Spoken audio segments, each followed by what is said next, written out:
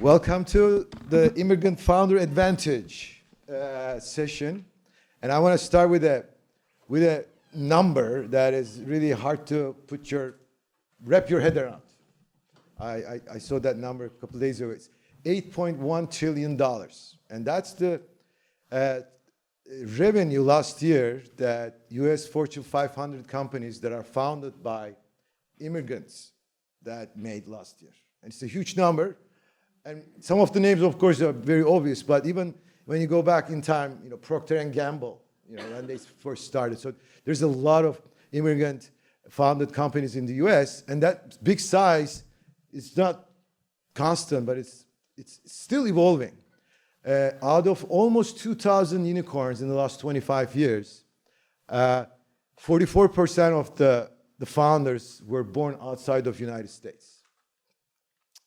Countries at the top are like India, Israel, Canada, but then there are some countries like New Zealand, Ukraine, Belgium, France, that are already punching about their weight class. And that thing tells me one thing, and that is, innovation really doesn't really care where you're born. But when you think about the journey of a successful immigrant founders know that that journey doesn't start in a fancy boardroom. It starts in a more humble place, like a kitchen or a cleaning job at minimum, trying to adapt to a culture or a language. And as I reflect, I can relate to it, it starts in those moments of self-doubt. And that moments of self-doubt are not just a whisper in the minds of a founder. Oftentimes it's externalized, because it can be the custom officer questioning your visa, or even a friend or a colleague, chuckling when you're speaking to your accent. And today we're going to talk about that story, try to unpack that. What is it that immigrant founders have special to bring it to the table, and how they can turn these obstacles into some sort of fuel they can use to drive world-changing ideas with execution. As an immigrant founder, I have personal experience with that journey too. I came to San Diego in 1998, thinking that hard work and an MBA degree was going to take care of most things for me and open doors. And when I landed a job that I thought it was going to be my dream job, and a few days later, they called me up, they said, Sarhat, sorry, our HR decided not to sponsor your visa. That was a wake-up call for me, because I realized you just cannot let others shape your future, especially if you're in this country, because we don't have the luxury as immigrants to say, okay, if it doesn't work now, maybe it might work later, because you're going to go back home. And I'm really, delighted to have, two great panelists here who have their own impressive immigrant stories. So I'm going to read their background so that I don't want to make a mistake. And I should have done this first. I am Jana. Yeah, this is Jana. Yeah, powerhouse of global innovation. Because I read that you launched 15 software products when you worked for Estee Lauder, and I'm sure I'm mispronouncing that because this is not a brand that I usually use. But you also, after that, started a wellness company, and in 9 months, 0 to 1 million, you brought in sales. And then, that shows me that you know how to get an idea and scale it and have some impact. And now you're a partner at Alter Global, and you are investing and empowering startups in emerging markets. And I'd love to hear about especially those the different countries. Karolis, was it okay? Yeah, Karolis, yeah. Okay, sorry. Your story sounds like you are more about bridging worlds, because you scaled Zeus Living from 1 million to 60 million. But now, after that experience, now you're helping Baltic startups entered the US markets as the managing director of InoHub for Lithuania, the country of Lithuania. And you're working with primarily Baltic companies, and you are especially trying to help them with the cross-border innovation and expertise. And obviously you understand the immigrant journey too. So my first questions, by the way, who's the immigrant founder here? Or ever be? Okay, great. Immigrant founders, like each founder has this moment, but immigrant founders have it more often and earlier, where you face a choice of, give up or push through. So can you, Jana, maybe you start. Tell me a pivotal moment in your immigrant journey that shaped who you are with one of those tough choices. It's a great question. Can everyone hear me? I'll just talk without the microphone. Yeah. All right, perfect. Sorry, can I have the mic? Oh, yes. Like you want it back? Future recording. Oh, okay. Oh, yeah. Better? Yeah. Okay. No, of course. I would actually say that I maybe have a little bit of a different vantage point from which I come, in that I was born in Moscow and my family and I immigrated to the Bay Area when I was 1. And so on one hand, I very much grew up in Silicon Valley, had in some ways a traditional Silicon Valley experience, but on the other, I share a lot of values with most first-generation immigrant children in that you're never quite belonging to either world. You're definitely not, in my case, Russian, because that's not where you're growing up. And so you don't have that same experience or those same values and social contracts that you're subscribing to. But at the same time, I very much knew and was aware of the fact that I wasn't fully American either. I had a different name than other kids. I spoke a different language with my parents at home. They sent me to school with food that no one recognized and made fun of me for. And that very much shaped who I am. I think the thing that I wanted to understand from a very young age was how to understand other people. Like, how do you connect with someone? How do you work together, particularly when you're talking to people from different backgrounds and cultures? How does global business function on a massive scale? So I studied international business and diplomacy in school. In general, it was what was the most interesting for me. And I think the work that I'm doing now feels like the pieces are full circle as much as it's been before, and that I get to work with founders from all around the world specifically on this. So our firm, Alter Global, invests in pre-seed through Series A startups in emerging markets only. So we invest in Latin America, Middle East, Southeast Asia, and Africa.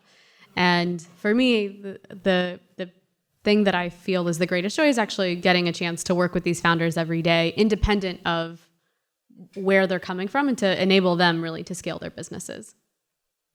I answered it a little bit of a different way, but I hope that's okay. I especially part about your early experience, I think, explain that. What about you? Yeah, I a lot of it resonated too, right? Like different foods or your name. Yeah, nobody can, till to this day, cannot pronounce my name. But, my last name. Just deal with it, right? But yeah, I would say kind of the thread for me was to like try to fit in. So I moved to the U.S. as a 15-year-old, like left all my friends. My parents moved here, and they're like, "You're coming with," and it's like it's happening, and it was all about like fitting in and like trying to understand. So the point you made about like really understanding, like trying to understand the mindset of like new culture and new place, that was big. And I would even go so far as to say like I over-indexed in that direction, that like I've taken in some cases that trying to understand others to the extreme where like I almost was like forgetting of like, but who are you and what do you need?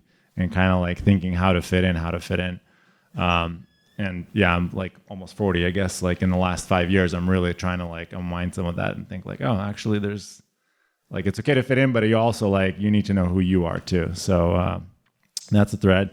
I mean, to your question, like what was the point? It's kind of like a funny personal story, but like I was in school in Lithuania as a like 8th grader. I was getting really good grades, but when I came to the US and started in like English school, and my language was pretty minimal, I was getting like all these bad grades, and they were calling my parents and saying like, hey, he's like not getting stuff, like we might need to like put him a grade down or something.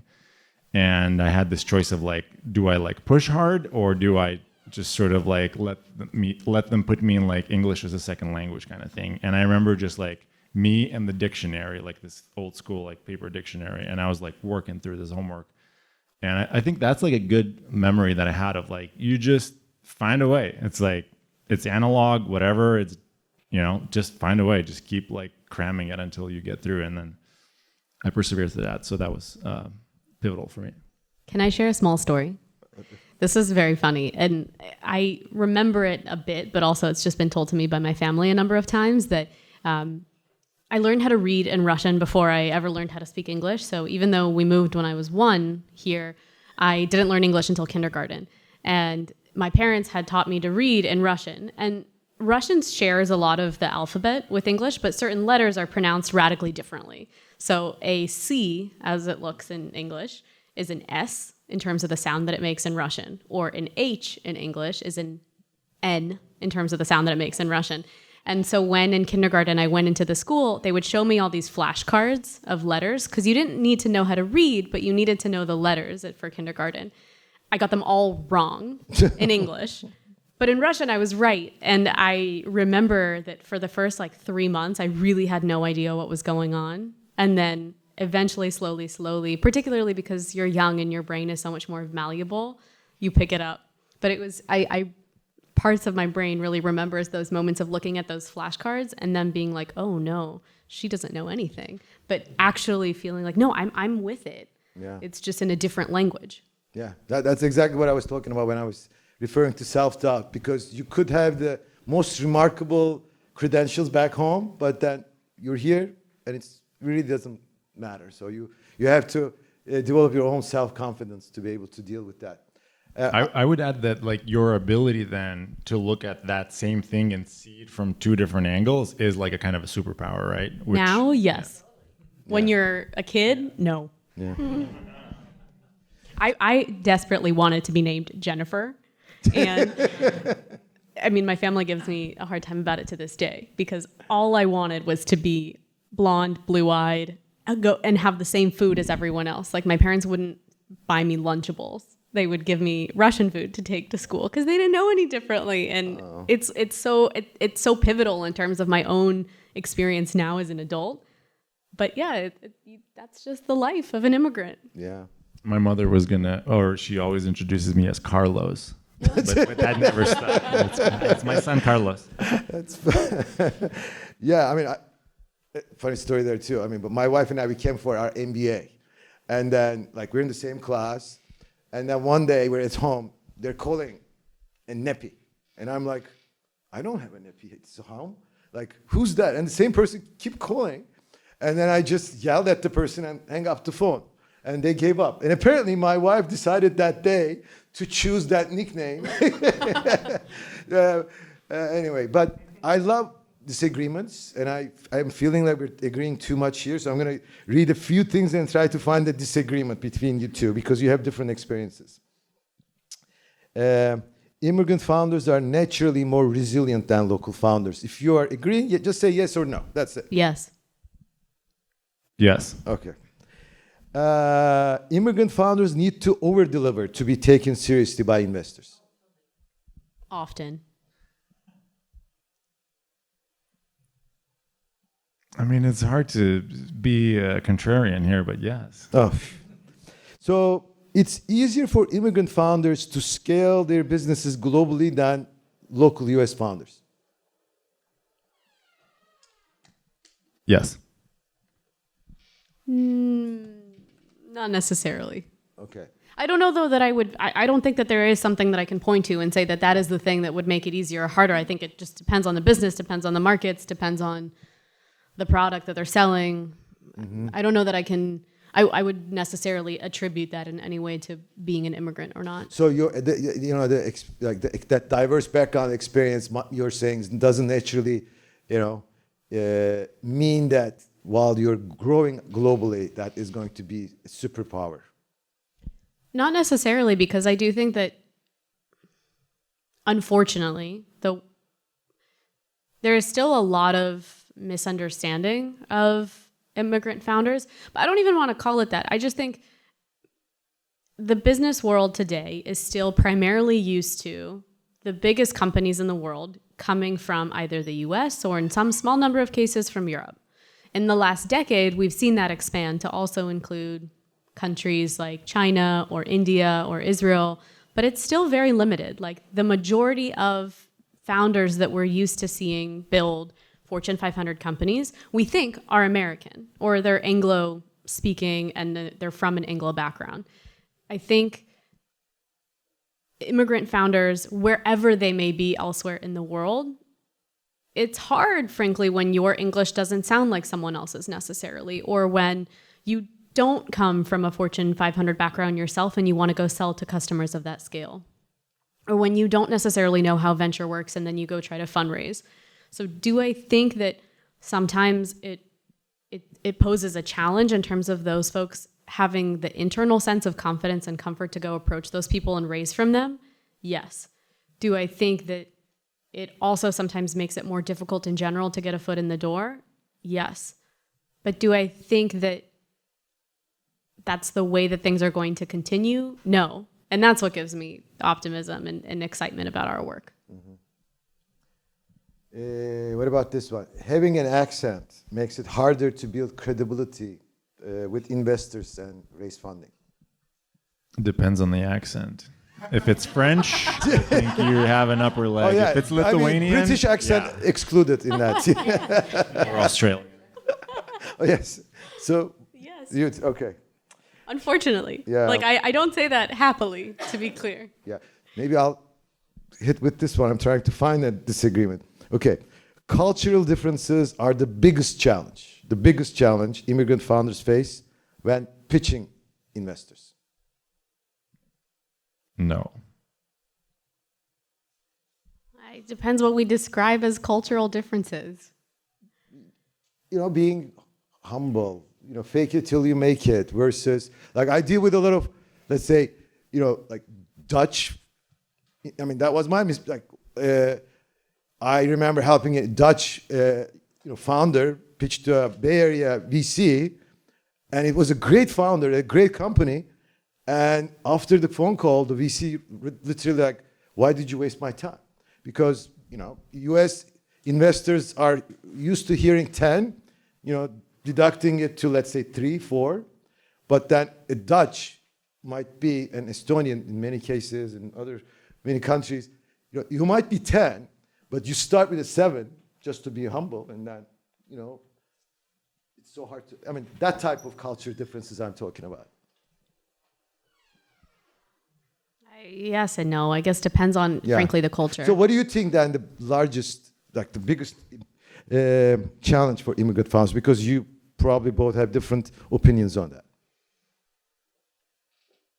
You want to go first? Yeah, I mean, I'll take it as like I don't think it's you positioned it as like the most important thing. I think I'm trying to find disagreement. Yeah, it is somewhere there, but I think a lot of other things come before that. So, like what?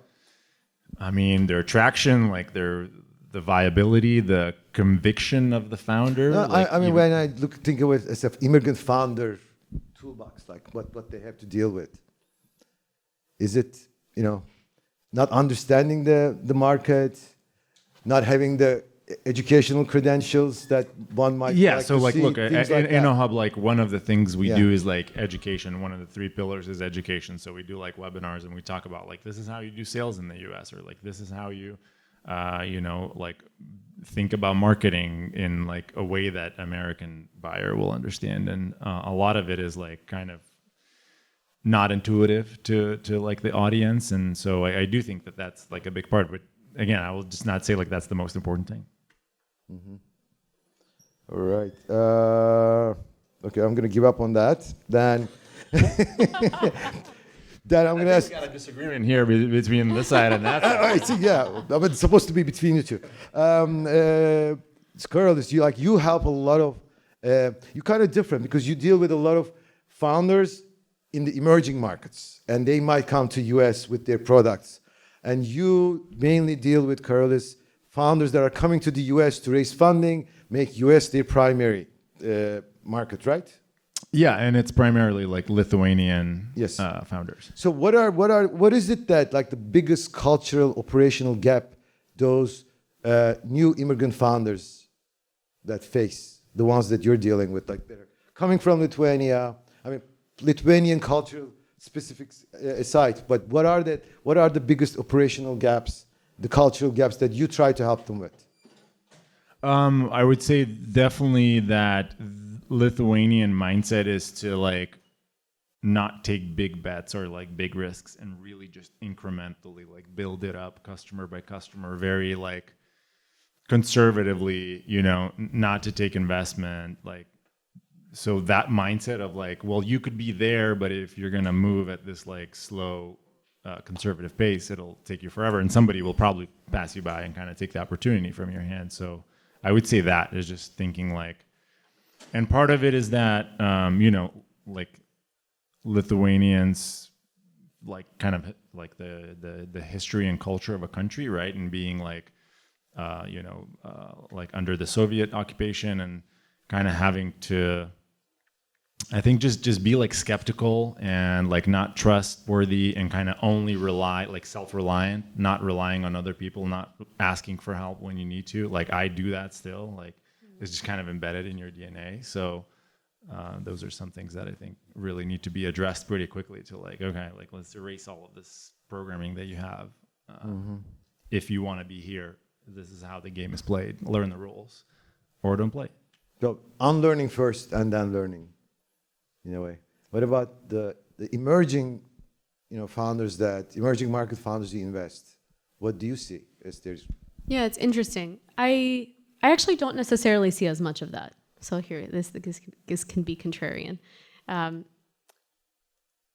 think the bar for starting a company, period, is so much higher for founders outside of the US or Europe, where there's just less infrastructure already built in to support you.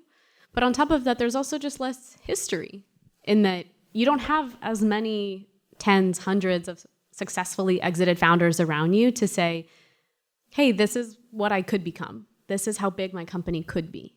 And so instead, I think the bar is already higher for someone to get started in the first place.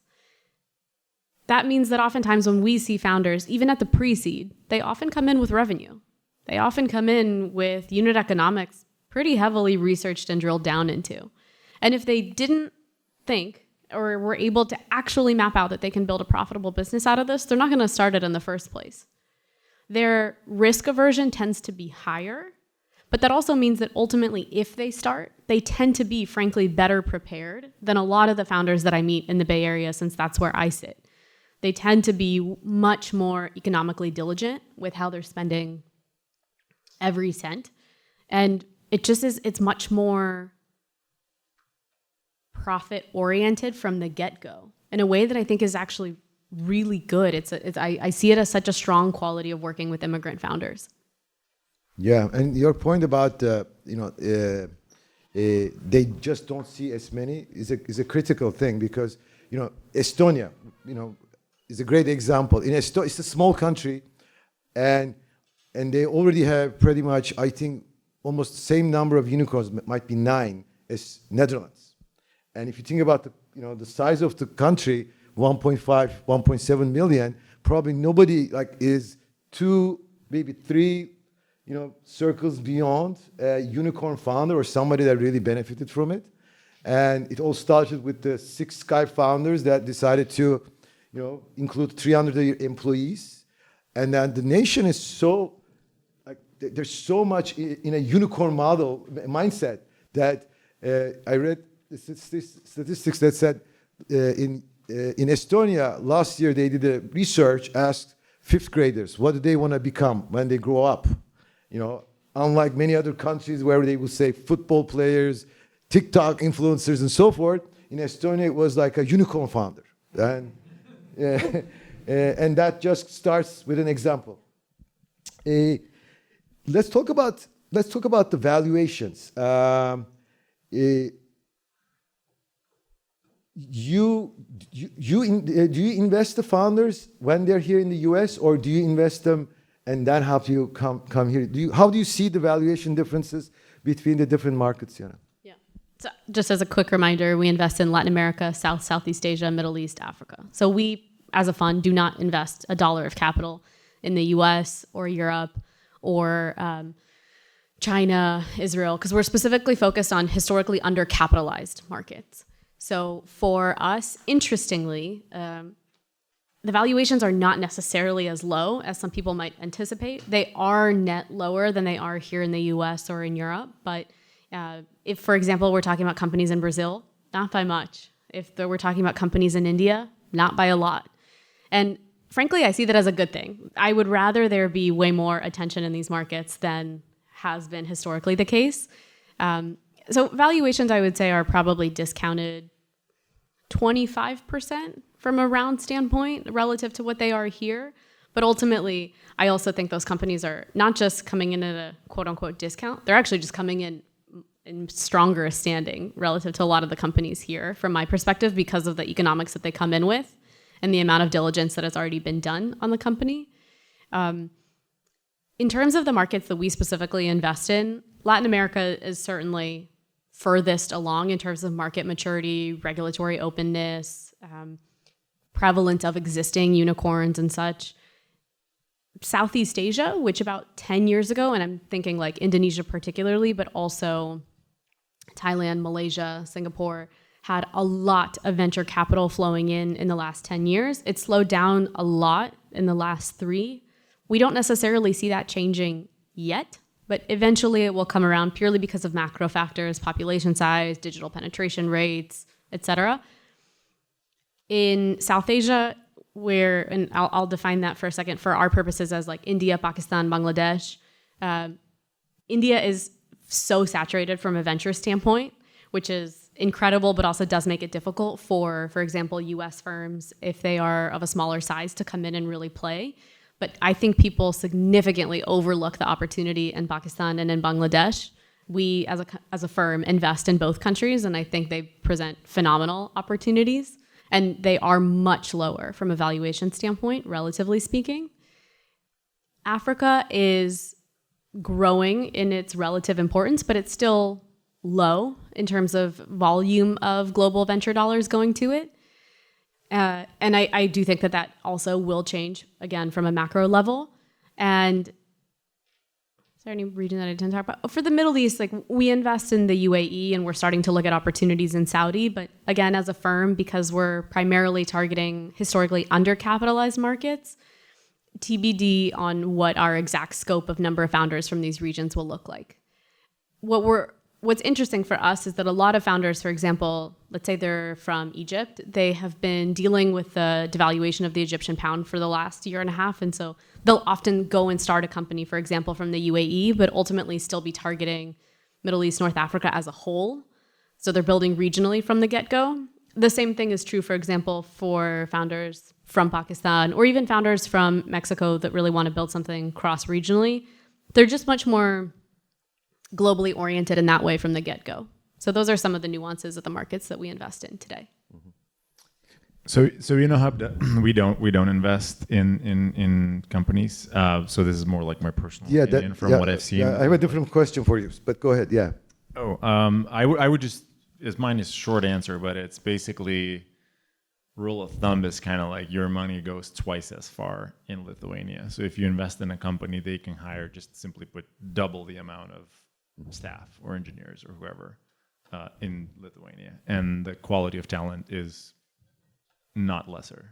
Yeah, I mean, I'm fairly familiar with the European ecosystem, and in Europe, what I realize is there are a lot of incentives. There's just general EU incentive through the VC funds that are pretty much anchor invested by the EIF, but then each country will have, even sometimes each state might have very, very serious incentives for the investors, zero interest rate loans and a bunch of stuff. Like in Finland, I think, you raise $200,000, the government will give you $200,000, then they will give you $400,000 to match that with zero interest rate with no personal guarantee. And that kind of is good to start, but changes the dynamics of how the founder is thinking, because a Finnish founder, why should he try to come to the US to raise funding? I mean, my question to you, Karolis, like when I started investing in Europe, the valuations in US was like this, Europe was like this. So there was almost like a great opportunity. But then almost a year and a half later, US valuations were like this, and then European was slightly lower. So how do you see in Lithuania, I'm not sure the incentive structure, if that misalignment and the speed of change is similar, but how the founders can, navigate that? Yeah, I think it's probably like the maturity of the ecosystem. So in Lithuania, it's not as mature as it is here in the US, right? Where you have, multiple time founders that are investing. There's all these funds, there's all these accelerators, there's everything here. In Lithuania, it's like earlier stage. So there is a lot of public funding that to like spur to kind of let the seeds kind of start up. So I think it's good that they're doing that, because at the stage they are, it's necessary, because there's just not enough non-government funds to go after it. And part of me talking here is that over time there will be more and more, and that can kind of like replace the public funds. No, I don't think we had a good enough disagreement on the biggest challenge the immigrant founders have. So I actually have an idea. I know 2 immigrant founders in the room. I think the freshest immigrant founder I know recently is Jan. He's from Czech Republic. How long has it been here? You're here, Jan? 7 months. 7 months. So in 7 months, and in your case, you were a part of a startup. You grew it. It was successful, but then you realized the opportunity is much bigger here in the US. And you said, oh my God, instead of growing from 4 million to 5 million in the next 10 years, I could come and make this a $500 million, $1 billion company. In the 7 months you've been here, what is the biggest surprise? Oh, I wish I knew that. And the second question for you is, what is the biggest challenge you've seen, maybe that our panelists might be able to help you answer?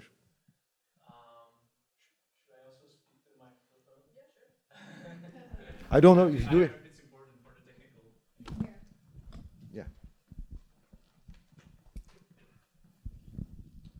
Yeah. So the first question was?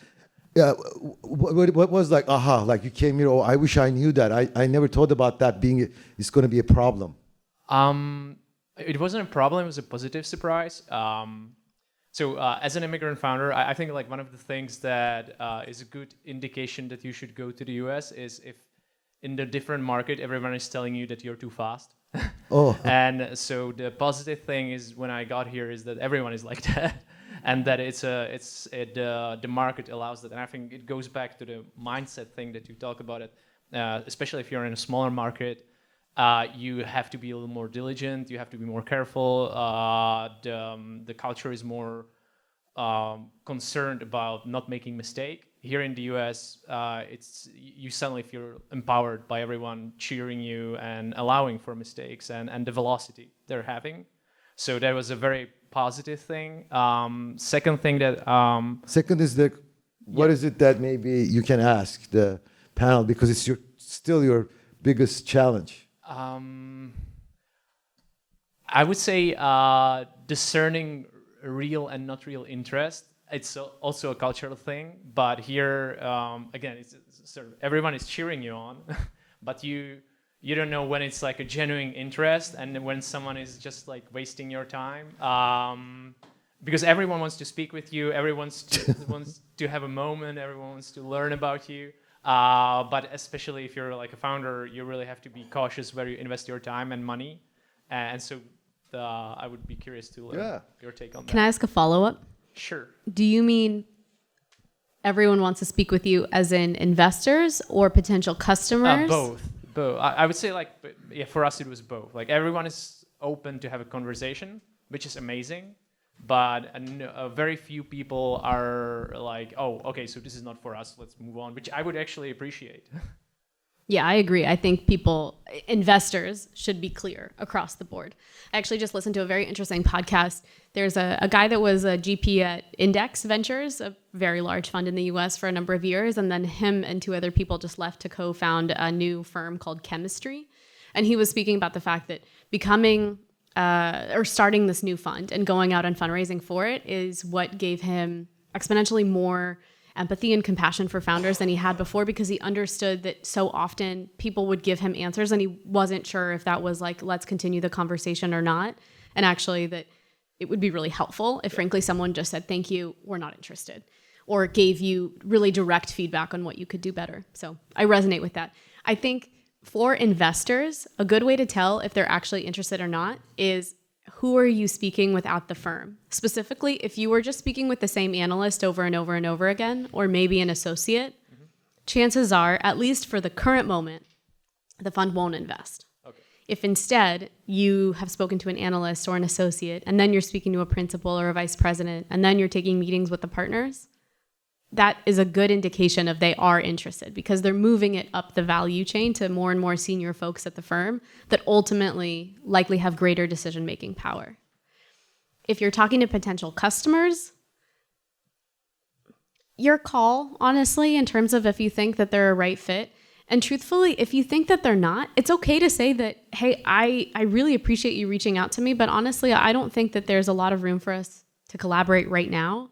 So either I wish you the best and reach out if anything changes on your side, or I wish you the best and I'll reach out if anything changes. But I personally do that often when either founders or potential service providers reach out to us that I don't think could be a fit. I will respectfully respond and just say, hey, thank you so much for reaching out and thinking of us. I don't think this is relevant for us right now, so I'll give you the time back to go do something else instead, or like go pursue a conversation with someone that would be more of a fit for you. Okay, thank you. Thank you. I would add, this is like a very common question I get from Lithuanian founders that come to like an event in the US and they get a bunch of connections and they're like, we had a great conversation with this person, and I emailed them and they never got back to me. And I'm like, how many times did you email? Once. Like, well, first of all, that's your problem. But yeah, sometimes like in the US, people don't say no, but you can kind of get it by, like you mentioned, kind of checking with yourself, like, is this the right fit? And if not, just move on.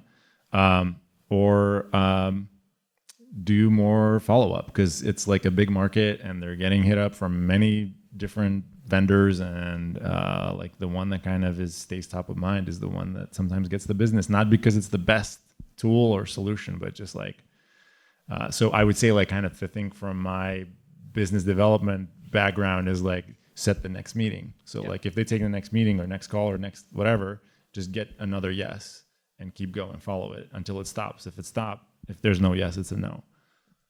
Okay, equally really fast. If someone says no, don't keep following up. Yeah. Because some founders do that, but it's clear that you're just on a mailing list of some sort and getting updates, and that is frustrating. Because then it's like, you didn't take the 1 minute that it would take to remove me from this mailing list or to kind of read my previous email to you, which makes it extremely unlikely that I would change my perspective on that company in the future, because it's just an indication of the interpersonal dynamics between us. Gotcha. Thank you, Jan. Maybe Ivan, you've been here how many years? 2.5. Yeah, you came from Ukraine, Right. for obvious reasons. You had a business that was actually doing really well. Yes. And then one night, 95% of your revenue is Russian, and it has to go. And because Yes. Ukraine and Russia cannot do, and you came here, tried to build that business again. And it's been 2.5 years. You've been pivoting. My question to you first: I think you came here with almost no network, right? Yes, you're absolutely right. So how did you deal with the fact that you came here, now you gotta do, and it's not a like planned action, but it's like you just have to do it. This is your life. This is how you're gonna survive. Mm-hmm. How did you start that network? How did you tackle with it? And what are still some of the challenges about building the network from a fundraising perspective? And maybe the panelists can also help answer or make some suggestions on all immigrants on how they can build that network from zero. Actually, it's a great question, and I want to share a story how I found you, Serhat. First, before I came to US, I make a LinkedIn job post, and I found Jeff Chadwick, who live in San Diego, who became my first US partner. He is like very marketing oriented, and Jeff Chadwick introduced me to his boss from his like first job, to Konrad. Konrad introduced me to Ashok, and Ashok finally introduced me to Sirhat. So this is like how networking works. And I believe this illustrates how it works. Just go forward, talk to people, don't be shy, because like what I have to lose? I have nothing to lose. I'm just can share my story, my experience, my idea, and if it's engage people, if they cannot help, they will introduce you to other people because it sounds really cool. We need to go for this. Yeah. Any tips about that challenge of, you find yourself? Thank you. Yeah. I don't know. Actually, I have like one metaphor about coming to US from Ukraine. This metaphor is very similar to last movie by Francis Ford Coppola, Megalopolis. United States is actually like ancient Roman Empire. And I came like from Roman Empire province, like from Britannia or Gallic state. Like I'm half barbarian or barbarian actually for many local people. But after some time in Rome, I start to behave, understand more or less how to behave here, how not to be barbarian, but people still look at me half barbarian, And you're how much % done? I don't know yet, but like people who was barbarians one generation before, of course they understand better, Thank you. Thank you. I don't know if you have anything to add on this, but I think this will be the last thing. If you can meet up with other barbarians. I mean, I'm trying to make a joke out of this, but like I think there's a lot of wisdom there. There's no source of truth, like the source of truth. So there's like many places to look for answers. I mean, it starts with as simple as like you're like whatever country you come from, there might be like a chamber of commerce. I'm like looking at Yurts over here, like he's representing like Latvian Chamber of Commerce, right? And they're in San Diego, and so you come here, like connect with them because they're living here and they're connecting with a bunch of people. A lot of what we do with InoHub is pulling in mentors that are Lithuanian by background that have been in the US for many years, work in a variety of fields, and are interested in giving back, whatever that means, probably in the long term investing money, but like giving back to their country. And so meeting the founders and kind of talking through them and like helping demystify some of like how, in the photonic space, like here's how sourcing and procurement works kind of thing. And Jana, you have the last words. Wow, that's a lot of responsibility. I'll say two things. The first is that people forget how important relationship building is. And that, for example, if you want to find an investor, if you come in hot with like straight up, here's my pitch, and here is a full-on business play-by-play, and I'm going to try to just straight up pitch you. I'm going to sell you something. It resonates less than if you come in and you're just like, wow, I really love what your firm is doing, investing in these markets. Like, what makes you do that? Or sharing, hey, my friends have been exploring this thesis, XYZ thesis.